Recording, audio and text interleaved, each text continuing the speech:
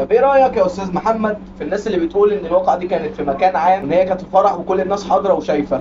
مساء الخير عليكم يا جماعة. في الفيديو ده هنتكلم عن صاحبة الفستان الأزرق. بس في الفيديو ده أنا مش هقول أي معلومة قانونية، أنت اللي هتقول. عايزك تقول رأيك القانوني أو رأيك، حتى مش شرط إن تكون مستند للنص مادة قانونية يعني، لا، بس أنت فطرتك أو قلبك بيقول لك إيه. طبعا حضراتكم شفتوا قصة صاحبة الفستان الأزرق. البنت دي أو الست راحت معزومة على فرقصت، جه سن من الناس راح صورها وهي بترقص، تمام؟ وخد بالك ده مكان عام بقى، يعتبر مكان عام. صورها وهي بترقص وراح خد الفيديو اللي صوره ورفعه على اليوتيوب من غير ما يرجع لها. الكلام ده تسبب في مشاكل بينها وبين زوجها واهلها. السؤال بقى هنا، وارجوكم شاركوني بتعليقاتكم وما تتكسفش، اكتب رايك مهما كان. السؤال هنا، هل الاخ اللي رفع الفيديو ده على اليوتيوب يتعاقب قانونا ولا لا؟ هنتظركم بتعليقاتكم مهما كانت، وما تنسوش تعملوا لايك وشير للفيديو عشان يوصل لكم كل جديد. كتبت رايكم في الكومنتات يا جماعه، تعالى اقول لكم بقى القانون ورايه ايه في المواضيع اللي زي دي. بص، الدستور حمى الحياه الخاصه لاي انسان مهما كان. هتقول لي فقير غني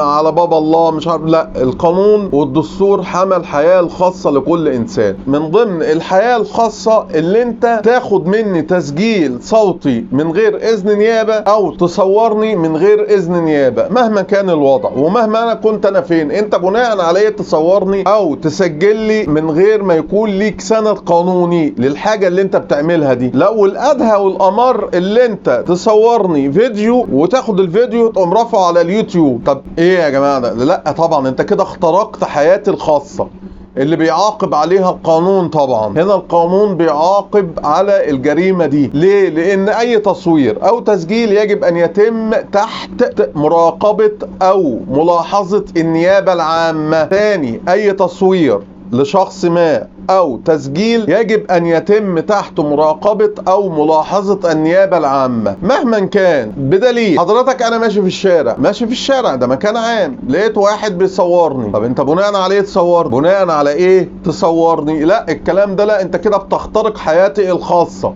انا ست فرحانه معزومه في فرح وبرقص، تمام؟ تقوم انت مصور ورافع على اليوتيوب. طب ما انت كده اخترقت حياتي الخاصه، انت كده معاقب قانونا.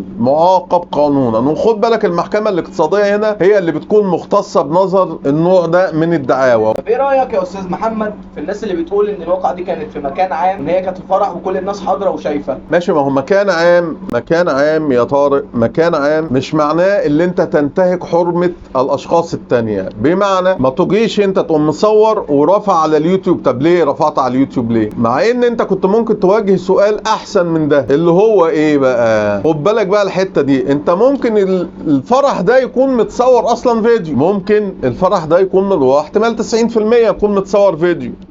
طب انت ما سألتش نفسك سؤال؟ اما هو انت كده في تصوير. بس السؤال الاهم، الراجل الفيديو او الكاميرامان اللي بتسموه الكاميرامان، هل من حقه ياخد الفرح ده ويرفعه على اليوتيوب؟ رد. ها؟ ليه؟ لان الفرح ده ملك مين؟ ملك صاحب الفرح. ملك صاحب. الله يفتح عليك. فانت كان السؤال الاشد منطق اللي هو ايه؟ طب ما هو الفرح اصلا ممكن يكون متصور فيديو، ايه المشكله؟ حتى لو متصور فيديو، انت مش من حقك اللي انت تستقطع الفرح وتجيب جزء منه مصور سين من الناس، تمام، وتنزله على قناة ما في اليوتيوب عشان تجيب منها ريتش او مشاهدات او اي. لا، الكلام ده غلط طبعا. الكلام ده غلط ومعاقب عليه قانونا. في اي استفسار في اي فرع من فروع القانون انا تحت امركم. رقم الواتس هيظهر على التليفون.